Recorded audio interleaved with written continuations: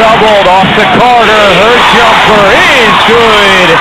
Chennedy Carter now with 12 points off the bench. And big time contact afterwards. Saw the knockaway there from Clark, and then the lay from Boston as the officials are going to take a look at what just transpired between Carter and Clark. I mean, that's clearly a foul which was called. The question is, will they call it unnecessary? Chennedy Carter, I think that's going to be a flagrant one, and Clark goes to the line and hits the first. They called it away from the ball foul because it happened prior to the inbound. So then anybody can shoot the free throw. Of course, Indiana would have Clark as a great free throw shooter shoot it. A little surprised that it's nothing more than a common foul beyond that.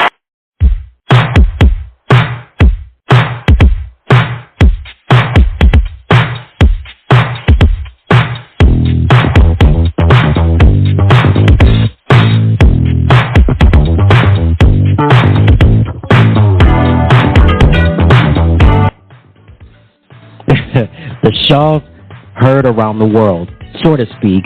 Hello, everybody. I'm Ed Robinson, and welcome to another exciting edition of Striving for It All. This is the program that gets you caught up on anything and everything happening around the WNBA. Coming up on this edition of the program, we'll give you the current league leaders and standings in the W, and also, too, we'll talk about a specific team that's making a lot of waves currently in the W. So stay tuned and enjoy the program. Now, as always, we got to get to our top three storylines.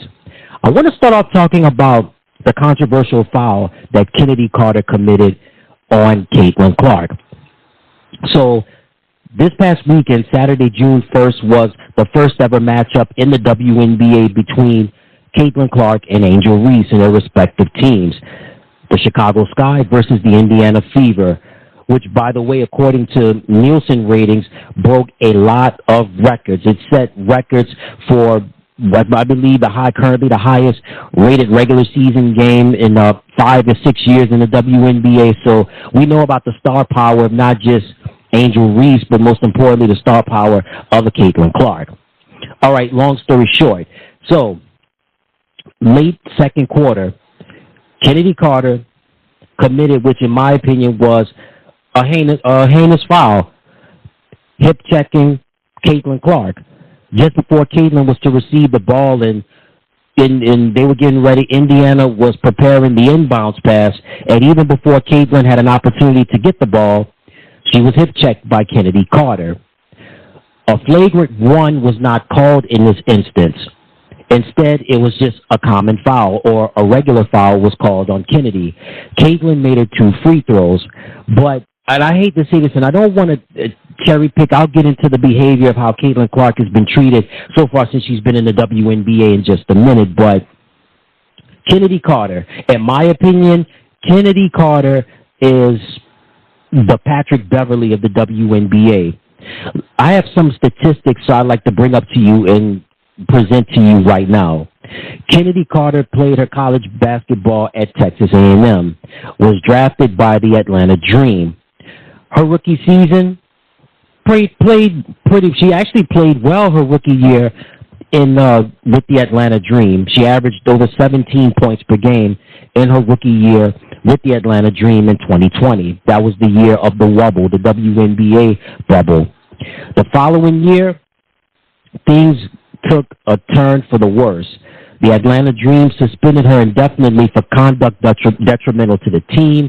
It was reported that before the suspension that Carter wanted to fight another player on the team who had asked her to improve her attitude during the game. As a result of that, Chennedy did not play another game after the suspension, and the team traded her to the Los Angeles Sparks for the 2022 season.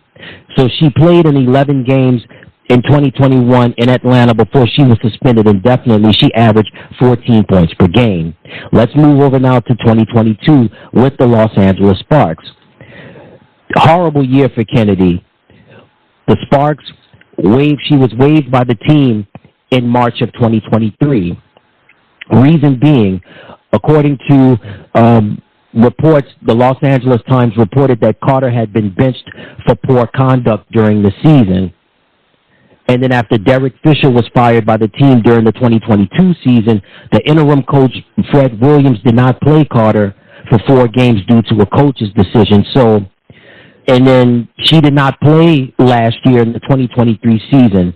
However, she signed this year to play for the Chicago Sky under head coach Teresa Weatherspoon. All right, so Chennedy Carter, as I stated earlier, she is in my opinion, the Patrick Beverley of the WNBA.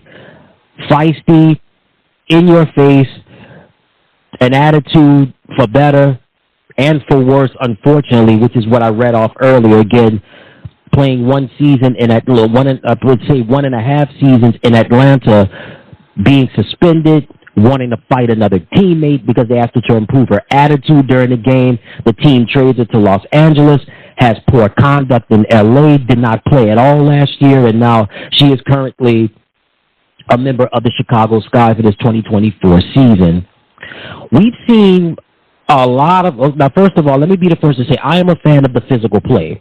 I am a fan of the physical play. I think it's all in competition, and I'm all for it. However, the way CaitlinClark has been, I mean, they have really roughed her up so far this year, and it amazes me that a lot of her teammates have not stood up for her, which I'll get into all of that in just a little bit. But Chennedy, listen, Chennedy is a firecracker. She's a fire starter, similar, as I stated earlier, to Patrick Beverley, and we now know that in the aftermath of that, matter of fact, several days later, the WNBA reported by media outlets that the WNBA, in fact, said that Chennedy Carter was awarded a flagrant one. They would later give Chennedy Carter a flagrant one. So in the aftermath of the whole Caitlin situation, Chennedy was awarded a flagrant one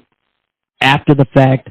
And then Angel Reese was also fined for her behavior as a result of laughing at Caitlin when the whole thing went down, when Chennedy had hip-checked her.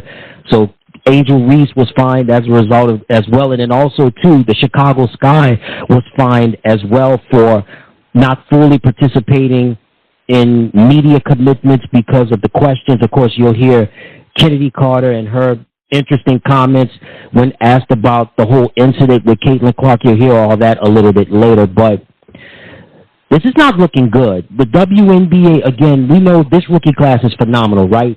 CaitlinClark, Angel Reese, Camila Cardozo, Rakia Jackson, Cameron Brink, Daisha Fair, Mika Mule, Alyssa Peely, so on and so forth. This 2024 rookie class is almost the equivalent of the 2003 NBA draft class with LeBron James, Chris Bosh, Dwayne Wade, Carmelo Anthony, just to name a few. And listen, I understand that there are a lot of players that have been in the W for a long time, very talented, but there was not much movement that was going on. The movement didn't really start until the pandemic year, 2020, with the wobble, the WNBA bubble, when TV ratings started to go up, but the money was not there because the WNBA has not made a profit since the league has been in existence in 1997. The NBA has continued to fund the WNBA. And I think when you're doing dastardly things like this, it's just not good. So Chennedy hip checked and then yelled an expletive to her, which I will not go into detail. I will not say it on this show, but you get my drift. And then it just wasn't good at all. But bottom line is this. I understand I'm for the physical play, but they have to remember the WNBA has achieved ratings records. Ratings have gone through the roof of this season. Ticket sales have gone up. There's interest for the games. CaitlinClark is a catalyst of it, but there's also other players in that draft class that have contributed to this, and this is unprecedented. And no one has ever seen anything like this. Even when the league first premiered, there was buzz and there was hype behind it, but not to the magnitude of this. And if we continue to see things like this with, Chennedy Carter and the hip check on CaitlinClark and all of these nasty, dastardly things are going on, the league is going to be in trouble. And if the league wants to sustain themselves and be self-sufficient, they're going to have to embrace not just CaitlinClark, but they're going to have to embrace everybody in the league as well and keep the physical play, but the pettiness has got to stop. And if they don't continue to get this thing fixed, it's not going to be good at all. And they're going to be shooting themselves in the foot. And they've got to get it fixed. And they got to get it fixed in a hurry. And the WNBA did fix it, but it was after the fact. So the WNBA, again, they awarded Chennedy Carter with a flagrant 1 foul. Angel Reese was fined by the league for her comment, well, what she did, laughing at CaitlinClark when she was hip-checked to the court. And then the Chicago Sky was also fined for not paying in media obligations when the questions were asked about CaitlinClark. Chennedy Carter, had a smart remark. We'll play it all in just a little bit, but all of it was done, but all of this has got to get better. And the league has got to protect Caitlin. The league has got to protect not just Caitlin, but the league has got to protect everybody involved in this. And when it's a win for one person, it's a win for everybody. And right now, it's not looking good right now. And they've got to get this thing fixed quick, fast, in a hurry. My next storyline is going to be CaitlinClark.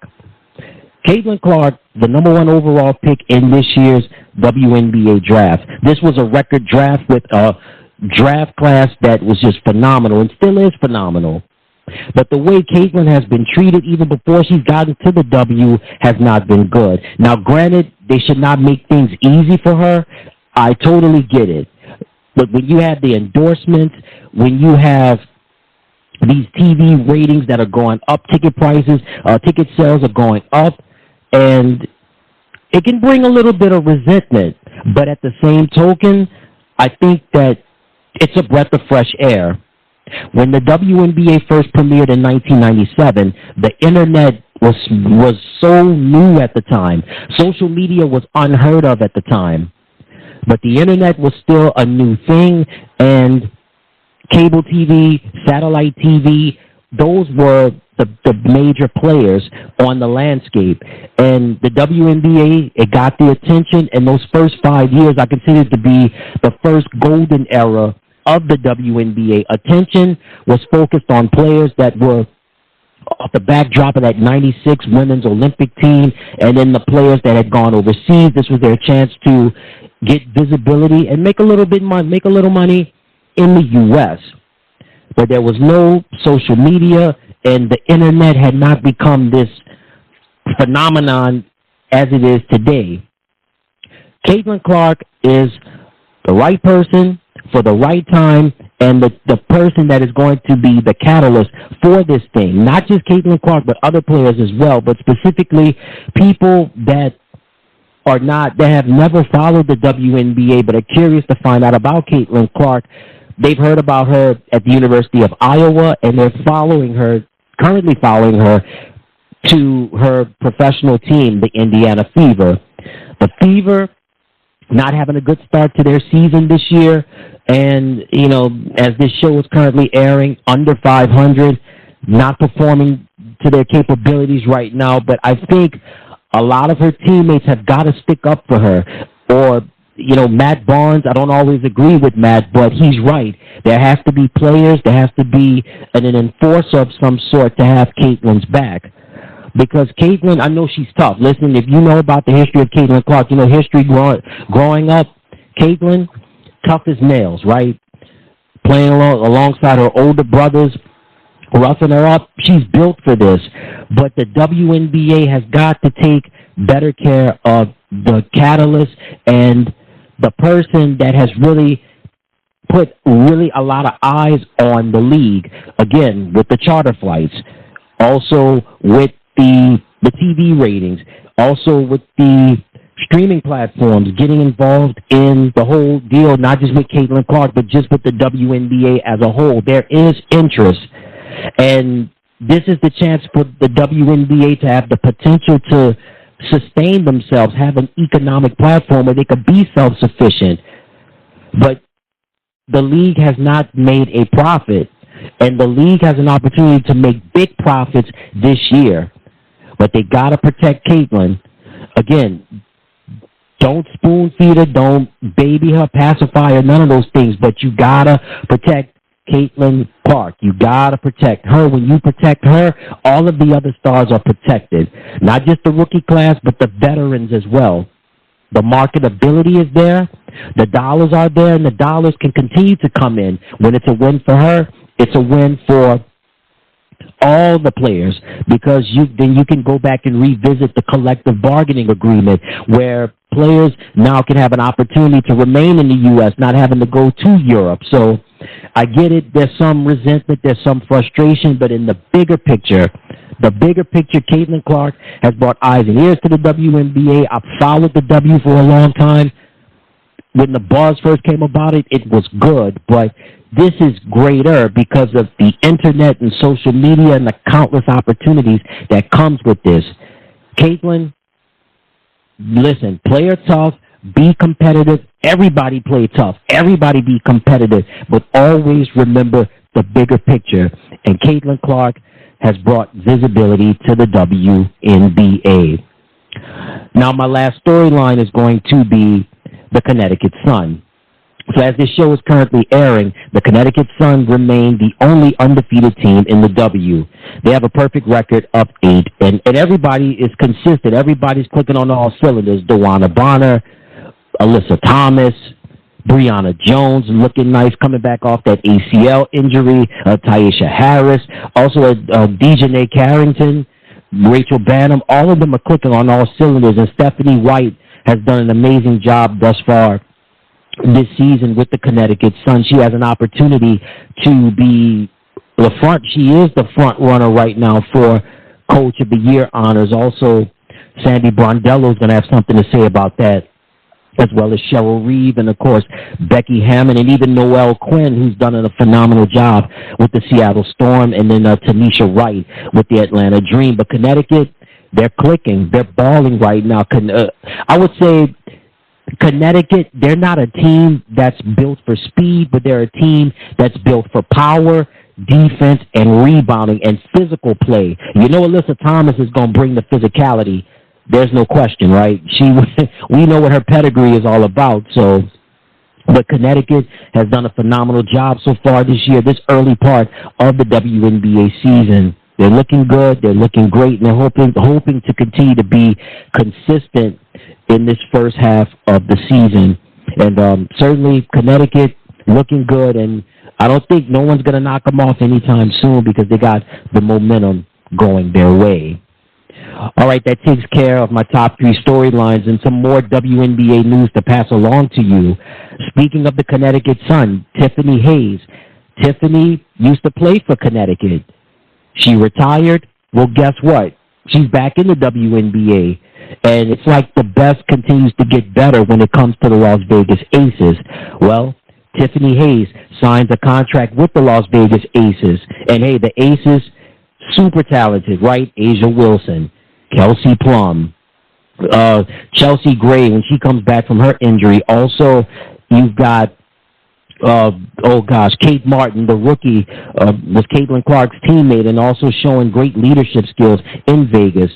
Kia Stokes for the defense, Alyssa Clark, not just a solid shooter, but her defense is so on point, doing what she does best. And, man, Las Vegas continuing to get better. They add a tried-and-true veteran in Tiffany Hayes. So, again, the Las Vegas Aces signed Tiffany Hayes. Tiffany comes out of retirement and continue to make big strides with the Las Vegas Aces. And, hey, the Aces are super great now. They're even greater now with the addition of Tiffany.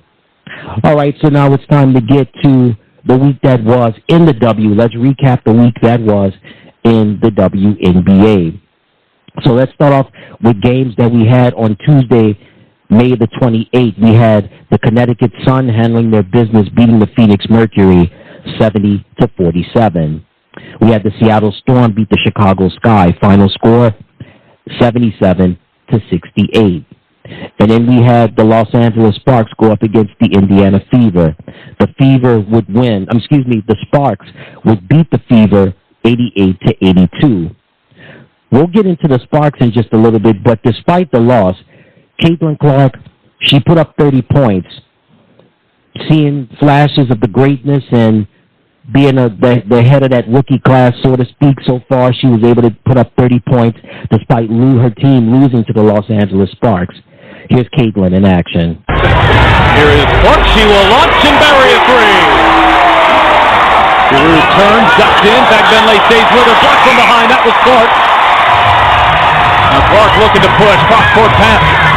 Full. Back to Clark. She will launch and bury a three. Giroux turns, ducks in. Benley stays with her. Blocked from behind. That was Clark. Now Clark looking to push. Cross-court pass. Full. Back to Clark. She will launch and bury a three. Ball is trying to clear 8. Shot clock down to 9. Here as Clark gets inside. The scoop shot ball. And dangerous pass. It's Clark who's off to the races. And Caitlin. Now the Fever have 5 on 4. It's Clark way outside. Boston the rebound. Clark on the fake. Clark weaves inside and the reverse. Clark finds some space and hits the three.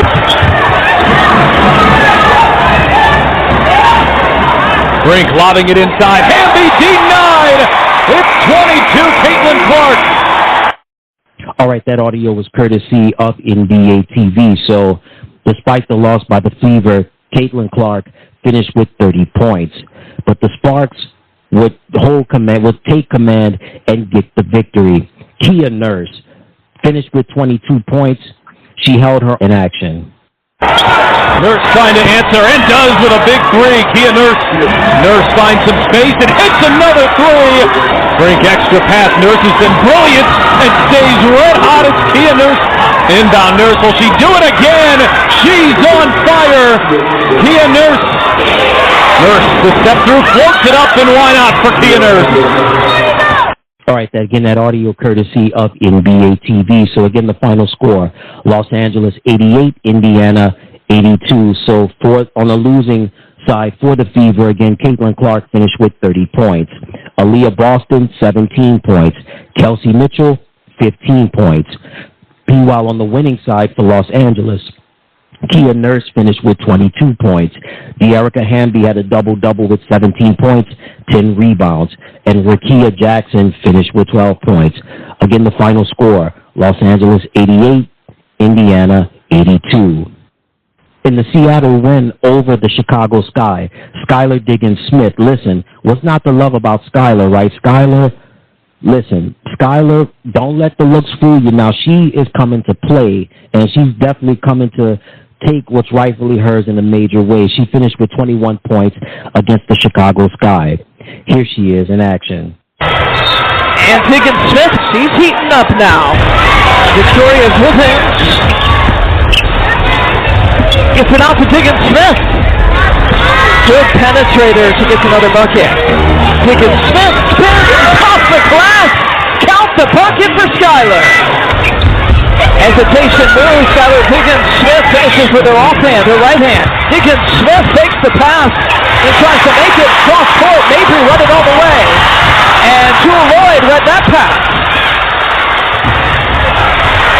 Diggins-Smith with some time, and the three-pointer falls. All right, that audio courtesy of League Pass. So again, the final score, Seattle 77, Chicago 68. Skylar Diggins-Smith finished with 21 points. The Gold Mamba, Jewel Lloyd, finished with 19 points. Ezzy Magbagor had a double-double with 13 points, 12 rebounds. Nneka Ogwumike finished with 10 points. On the losing end for the Chicago Sky, Dana Evans finished with 13 points. Angel Reese had a double-double with 11 points, 12 rebounds. Elizabeth Williams finished with 12 points. And Chennedy Carter finished with 12 points. Again, the final score, Seattle 77, Chicago 68. Let's move along now to action from Wednesday, May the 29th. The Atlanta Dream was going to beat the Washington Mystics 73-67. The New York Liberty beat the Phoenix Mercury 81-78. And the Las Vegas Aces took care of the Minnesota Lynx 80-66. Let's move along now to action from Thursday, May 30th. We had the Chicago Sky beat the Los Angeles Sparks 83-73. And we had the Seattle Storm beat the Indiana Fever 103-88. In this game, it was about the Gold Mamba, Jewel Lloyd. She is a disciple of the school of Kobe Bryant. Jewel Lloyd, affectionately known as the Gold Mamba, last year's scoring champion, handling her business this year, and she handled her business in this game, scoring 22 points against beating the Indiana Fever. Here's Jewel in action. And Jewel Lloyd, a big reason why. Indiana had a couple really good looks there. Feels like when you're struggling offensively, that ball is popping out a lot. And it's staying down for Jewel Lloyd. Good look. Lloyd just pushes over CaitlinClark and knocks it down. As Lloyd weaves through traffic and hits the fadeaway. Final 3 seconds of the half. Jewel Lloyd on an outlet pass off balance. Gets it to go. Jewel Lloyd and Nneka Ogwumike. She's so crafty. And Lloyd hits it on the other end. All right, that audio courtesy of the WNBA and excuse me, that audio courtesy of the WNBA and Prime Video. So the final score: Seattle 103, Indiana 88. So Jewel Lloyd was the leading scorer for Seattle. She had 22 points. Skylar Diggins-Smith finished with 18 points. Nneka Ogwumike finished with 17 points, and Ezi Magbegor finished with 15 points. On the losing end for the Fever, Nalissa Smith had a double-double with 23 points and 10 rebounds. CaitlinClark finished with 20 points. Chelsea Mitchell finished with 14 points. And Aaliyah Boston had a double-double with 11 points and 12 rebounds. Again, the final score: Seattle 103, Indiana 88. We move along now to action from Friday, May the 31st. The Atlanta Dream in a close game would go on to beat the Las Vegas Aces 78-71. And what a performance by the Atlanta Dream, and what a performance by Alicia Gray. I think Alicia is one of the most underrated players in the W. Alicia, somebody that does not get, in my opinion, enough credit, somebody that just falls under the radar a little bit, but in a great way. And you got to remember, Alicia Gray was a member of the inaugural Olympic 3x3 basketball team in Tokyo, the Olympics, the one that was postponed because of the pandemic, 2022. But that was, if you did not have an opportunity to watch those games, I encourage you to watch it somehow, some way, because those 3x3 games were fabulous. And of course, Alicia Gray was on the same team with Kelsey Plum, Jackie Young, and Stephanie Dolson. But Alicia had 24 points in this game against the Las Vegas Aces. Here's Alicia in action. Howard drops it off to Parker Tyus. Gray for three. Good. Charles off to Gray. Raises up, knocks it down. That is a sorely needed bucket from Alicia Gray. Gray, good for three. And now here's Young off the window through the hands of Wilson. Dream looking to push. Gray from the corner. Foul. A post touch for Gray. The fadeaway over Wilson. No. Over the top goes Charles for the rebound. Gray with a three. Got it. All right, that audio courtesy of Ion and League Pass. So again, the final score was the Atlanta Dream 78, the Las Vegas Aces 74. Alicia Gray was the leading scorer with 24 points, and Ryan Howard finished with 16 points. On the losing end for the Las Vegas Aces, Asia Wilson finished with 28 points. Kelsey Plum finished with 19 points, and Jackie Young finished with 15 points. Again, the final score: Atlanta 78, Las Vegas 74. We had an intriguing matchup between the Dallas Wings and the Connecticut Sun. Connecticut would win in a close one. Final score: 74-72. It was all about two people in this victory: Alyssa Thomas and Brianna Jones. They are sensational. I mentioned about Connecticut earlier. I said that Connecticut, not a team that's built for speed, but they make up for it for their power, their physical play, the defense, the rebounding, second chance points. It all makes a big difference, and certainly Alyssa and Brianna made the difference in this win that Connecticut had over Dallas. Here's Alyssa and Brianna in action. Brianna Jones. Who's gone? Tossed it up. 2-on-1 develops. What does Agumbawale do about this? Alyssa Thomas blazes inside. Brianna Jones skies over McCowan. McCowan, after a rest, misses the bunny. Wings stay cold. Thomas drives strong to the rack. The first is there is Thomas in stride. Brianna Jones, the footwork, and the soft touch. Bread and butter for the Sun. Thomas, 9th assist, feeds Brianna Jones. Alyssa Thomas gets to her spot, slings it. Jones fires and delivers. They've had time to fire. Shot clock to 5 for Alyssa Thomas. Back down Seagrave. Feeds it. Brianna Jones off the window. Thomas and the foul, much needed for Connecticut. Thomas gets downhill, kicks it out. Brianna Jones connects. All right, that audio courtesy of the WNBA, Ion, and League Pass. So again, the final score. The Connecticut Sun, 74, Dallas, 72. So for the Sun, Brianna Jones had 22 points. Alyssa Thomas had a double-double with 15 points and 14 assists. DeWanna Bonner finished with 12 points. On the losing end for Dallas, Arike Ogumbawale had 21 points. Maddie Zegras finished with 17 points, and Tiara McCowan finished with 10 points. Again, the final score, Connecticut 74, Dallas 72. And then we had the New York Liberty would beat the Washington Mystics 90-79. And we had the Minnesota Lynx walk all over the Phoenix Mercury. Final score, 95-71. Again, we talk about this year's Herald class of 2024. There's Caitlin, there's Angel, there's Camilla, there's Cameron, there's Rakia, there's even Nika Mule, but also don't forget about Alyssa Peely, right, from the Minnesota Lynx. She scored 20 points, and she was sensational. Here's Alyssa in action. Danilacini to Peely, and listen to this crowd for Alyssa Peely. The Lynx, Carlton has the ball line. Peely on the cut. Gets her own board up and in. The second chance try is good for Alyssa Peely. Heidemann takes it away. Natisha Heidemann gets the steal on Natasha Cloud. And Heidemann brings it across the court. Peely, the three-pointer. Heidemann uses the screen from Collier. Gets the shot off. Little strong Peely offensive board. Basket and foul. Peely hits one for Minnesota. And there is a three. Peely just dropping that in. Peely again from the wing. You better believe it. Alyssa Peely makes her presence known in the WNBA. All right, that audio courtesy of the WNBA and Ion and League Pass. So Alyssa Peely, the rookie, showing up and showing out for the Minnesota Lynx in that victory over the Phoenix Mercury. Final score, 95-71. So Alyssa finished with 20 points. Dorka Juhas finished with 13 points.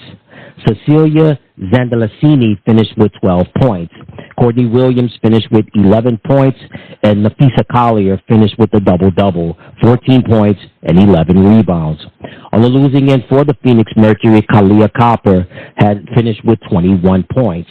Diana Taurasi finished with 14 points, and Sophie Cunningham finished with 13 points. Again, the final score, Minnesota 95, Phoenix 71. And we move along now to action Saturday, June 1st. It was the one and only game, but it was an intriguing game, and a game heard around the world, seen around the world for a non-basketball play between the Chicago Sky and the Indiana Fever. So many storylines in this contest. This is the first ever career meeting in the WNBA between Angel Reese and CaitlinClark. Also, this was Camila Cardozo's first career game in the WNBA, and it was drama galore, right? It was full of superstars and full of drama in this contest. And let's just say that what I'm going to play was the hip check heard around the world. And here's Chennedy Carter and CaitlinClark and what happened from the game on June 1st between the Sky and the Fever. Mabry doubled off to Carter. Her jumper is good. Chennedy Carter now with 12 points off the bench. And big-time contact afterwards. Saw the knockaway there from Clark, and then the lay from Boston as the officials are going to take a look at what just transpired between Carter and Clark. I mean, that's clearly a foul which was called. The question is, will they call it unnecessary? Chennedy Carter, I think that's going to be a flagrant one, and Clark goes to the line and hits the first. They called it away from the ball foul because it happened prior to the inbound. So then anybody can shoot the free throw. Of course, Indiana would have Clark as a great free throw shooter shoot it. A little surprised that it's nothing more than a common foul beyond that. Yeah, I was surprised too. And again, that's Ryan Rucco on the call, and that audio is courtesy of the WNBA, ESPN, and the Walt Disney Company. So there's a lot to dissect from this, and we'll touch bases on it in just a little bit. In the meantime, what a game, what a finish it was. Now, here's the final 2 minutes of the finish between the Chicago Sky and the Indiana Fever. Boston trying to go to work again. She and Cardoso with 5 personal. Looking for Clark, 3 to shoot. Boston, no. Rebound Evans.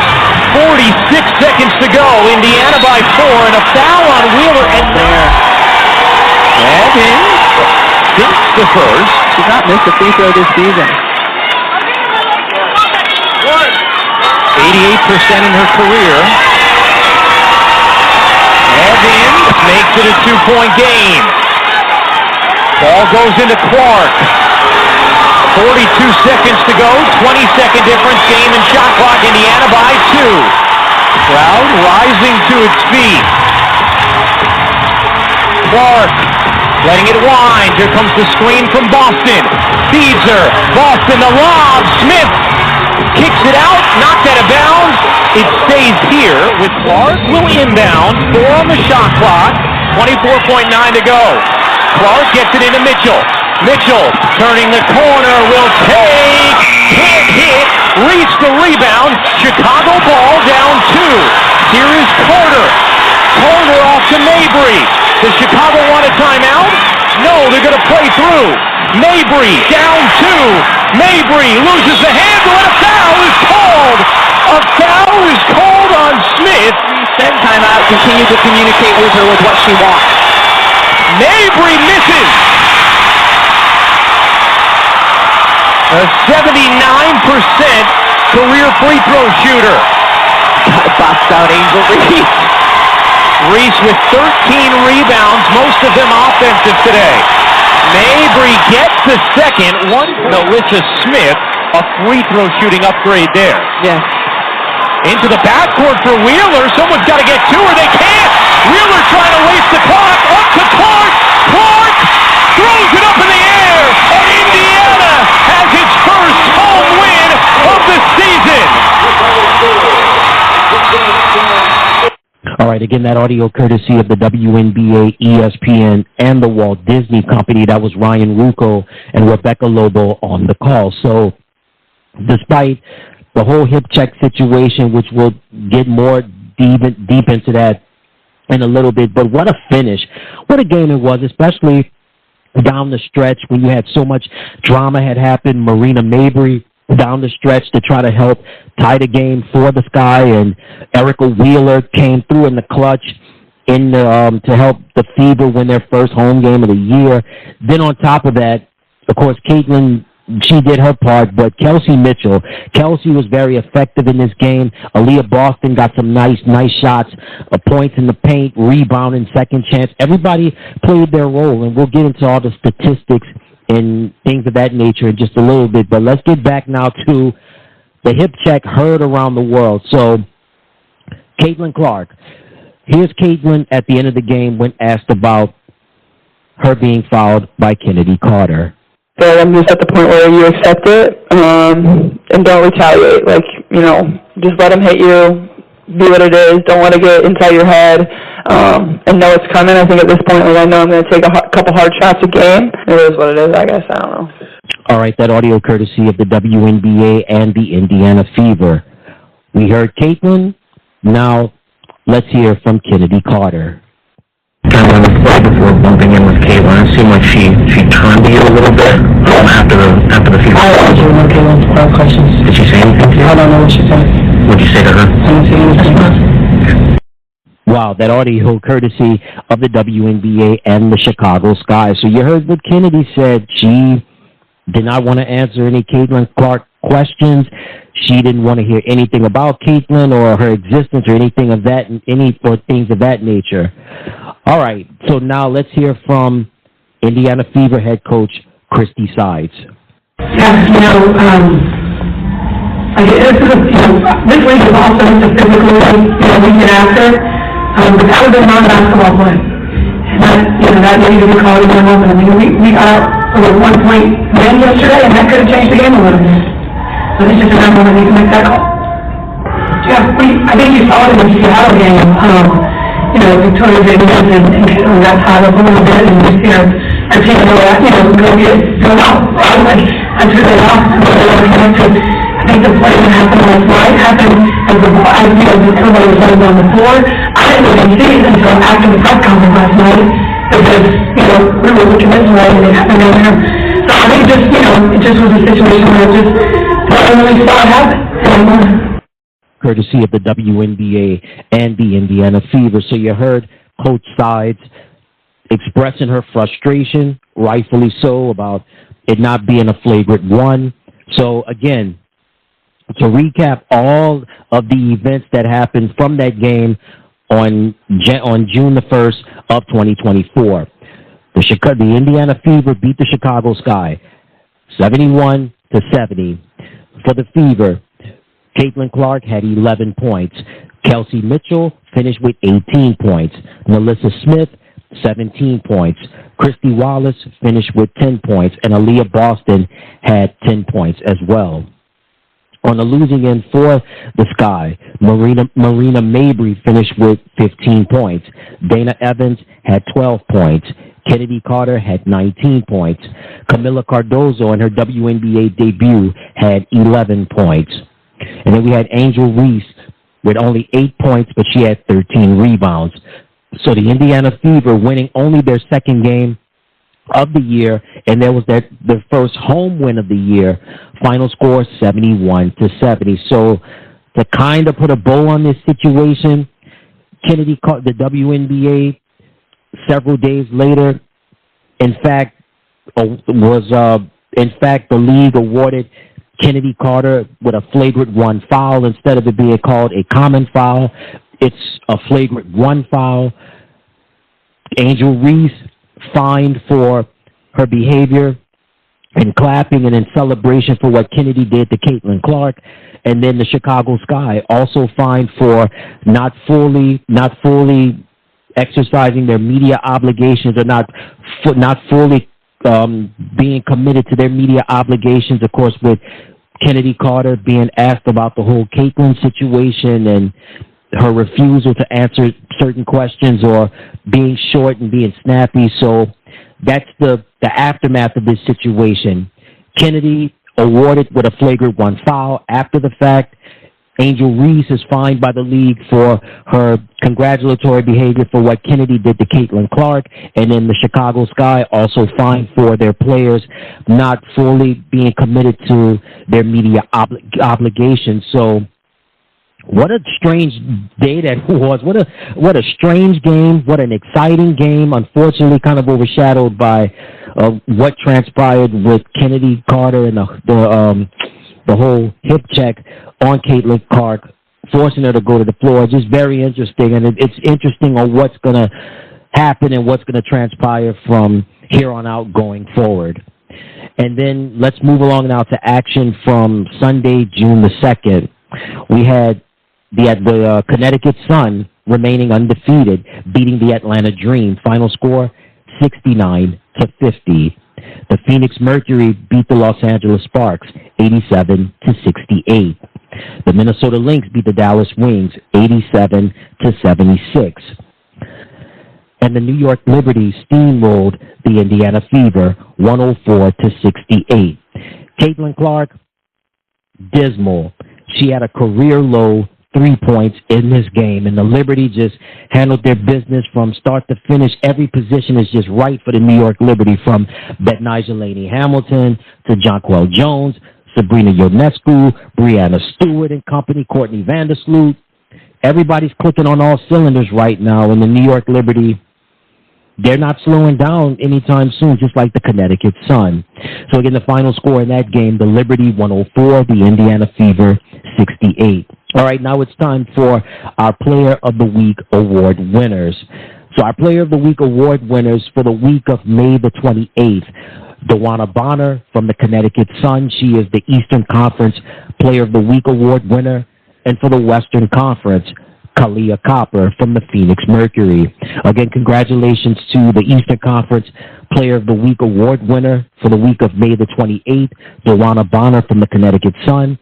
And for the Western Conference, Kalia Copper from the Phoenix Mercury. All right, so now let's move over now to our current league leaders in the W. So certainly we've got some mainstays that are staking their claim right now in their respective statistical categories. Let's start off with points per game. The current leading scorer in the W is Arike Ogunbowale from the Dallas Wings. She's averaging 26 points per game. Coming in at number 2 is Asia Wilson from the Las Vegas Aces. Kalia Copper is third from the Phoenix Mercury. In fourth, Nafisa Collier from the Minnesota Lynx. And in fifth, De'Erica Hamby from the Los Angeles Sparks. We move over now to rebounds per game. The leading rebounder in the W is Asia Wilson from the Las Vegas Aces. She's averaging 12.5 rebounds per game. At number 2, De'Erica Hamby. At number 3, Nafisa Collier. At number 4, Alyssa Thomas from the Connecticut Sun. And in fifth, Tina Charles from the Atlanta Dream. The next category is going to be assists per game.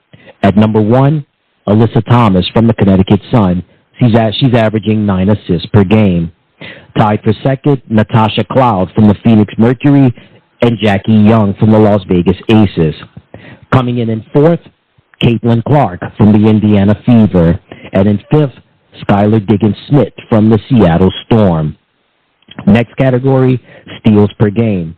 Not only is she currently the league's leading scorer, she also leads the league in steals. Arike Ogunbowale from the Dallas Wings. She's averaging almost 3 steals per game. At number 2, Ryan Howard from the Atlanta Dream. She's averaging 2.6 steals per game. Coming in third, Nafisa Collier. In fourth, Brianna Stewart from the New York Liberty. And in fifth, Nneka Ogwumike from the Seattle Storm. Next category, blocks per game. Coming in at number 1 from the Seattle Storm, Ezi Magbagor. She's averaging 3 assists per game. At number 2, Asia Wilson. At number 3, Cameron Brink from the Los Angeles Sparks. And then we have a 3-way tie for 4th place. Natasha Mack from the Phoenix Mercury, Elena Smith from the Minnesota Lynx, and Elizabeth Williams from the Chicago Sky. Next category, field goal percentage. At number 1, Nneka Ogwumike from the Seattle Storm. She's shooting 64% from the field. At number 2, Mercedes Russell, also from the Seattle Storm. She's shooting 62% from the field. Coming in third place, Brianna Jones from the Connecticut Sun. In fourth, Timmy Fagbinley from the Indiana Fever. And in fifth, Jonquel Jones from the New York Liberty. Next category, free throw percentage. Tied for first, Dana Evans from the Chicago Sky and Carly Samuelson from the Washington Mystics. They're both shooting 100% from the free throw line. Coming in third, Ariel Atkins from the Washington Mystics. In fourth, Arike Ogunbowale. And in fifth, Kayla Thornton from the New York Liberty. Next category, three-point percentage. At number 1, Alyssa Peely from the Minnesota Lynx. She's shooting 62% from three-point range. Coming in second, Kennedy Burke from the New York Liberty. In third, Alicia Gray from the Atlanta Dream. At number 4, De'Erica Hamby. And in fifth, Elena Smith. And the last category that we have is minutes per game. Coming in at number 1, she leads the W in points, in steals, and now minutes played. Arike Ogunbowale from the Dallas Wings. She's averaging 38 minutes per game. Coming in at number 2, De'Erica Hamby. Coming in third, Kelsey Plum from the Las Vegas Aces. In fourth, her teammate, Ki Young.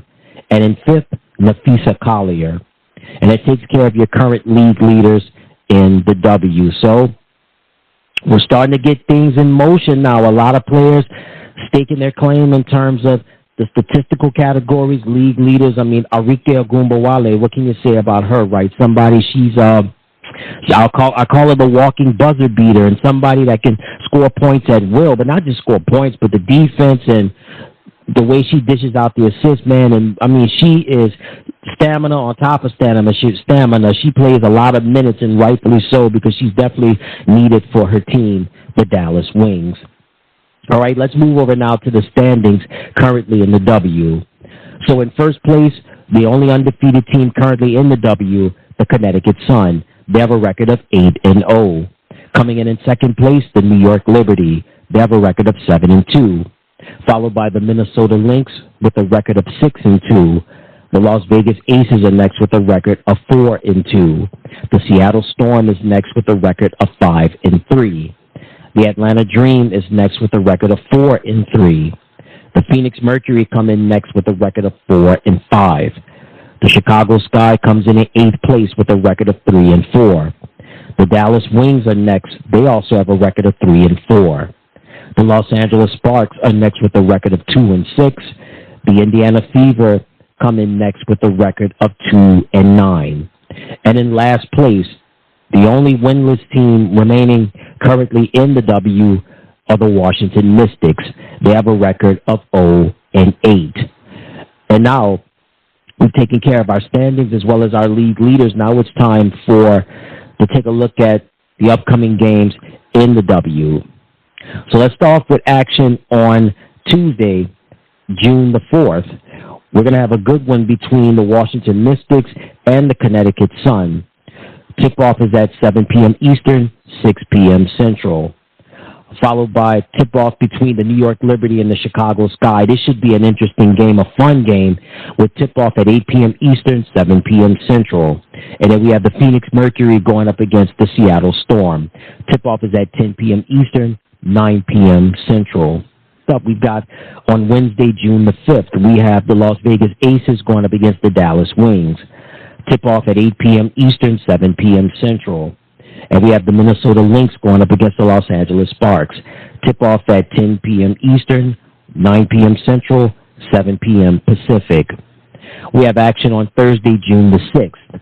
The Chicago Sky going up against the Washington Mystics. Tip-off at 7 p.m. Eastern, 6 p.m. Central. Followed by the New York Liberty going up against the Atlanta Dream. Tip-off at 7:30 p.m. Eastern, 6:30 p.m. Central. On Friday, June the 7th, we have the Indiana Fever going up against the Washington Mystics. Tip-off at 7:30 p.m. Eastern, 6:30 p.m. Central. The Las Vegas Aces square off against the Seattle Storm. Tip-off at 10 p.m. Eastern, 9 p.m. Central, 7 p.m. Pacific. Also, we have tip-off will be the same time with the Dallas Wings going up against the Los Angeles Sparks. And also, tip-off will be at the same time between the Minnesota Lynx and the Phoenix Mercury. Saturday, June the 8th, we've got the New York Liberty going up against the ConnecticutSun. Tip-off is at 1 p.m. Eastern, 12 p.m. Central Time. Then we have the Atlanta Dream going up against the Chicago Sky. Tip-off at 5 p.m. Eastern, 4 p.m. Central Time. Sunday, June the 9th, we have the Washington Mystics going up against the New York Liberty. Tip-off at 3 p.m. Eastern, 2 p.m. Central Time, followed by the Phoenix Mercury going up against the Dallas Wings. Tip-off at 4 p.m. Eastern, 3 p.m. Central Time. Then we have the Seattle Storm going up against the Minnesota Lynx. Tip-off at 7 p.m. Eastern, 6 p.m. Central. The Las Vegas Aces will go up against the Los Angeles Sparks. Tip-off at 8 p.m. Eastern, 7 p.m. Central, 5 p.m. Pacific Time. We have a game on Monday, June the 10th, between the Indiana Fever and the Connecticut Sun. Tip-off is at 7 p.m. Eastern, 6 p.m. Central Time. And again, that's going to be Monday, June the 10th. That's going to be between the Indiana Fever and the Connecticut Sun.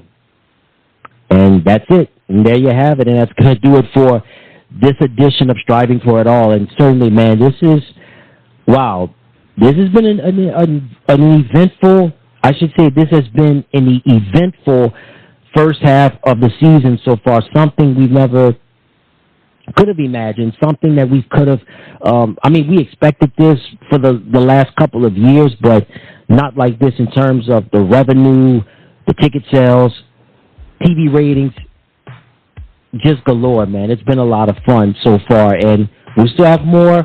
We still have a lot of basketball to go because we're currently in the beginning stages of the Commissioner's Cup, so that should be a whole lot of fun. So, and that's going to do it for this edition of the program. Until next time, everybody, I'm Matt Robinson saying so long, and you take care.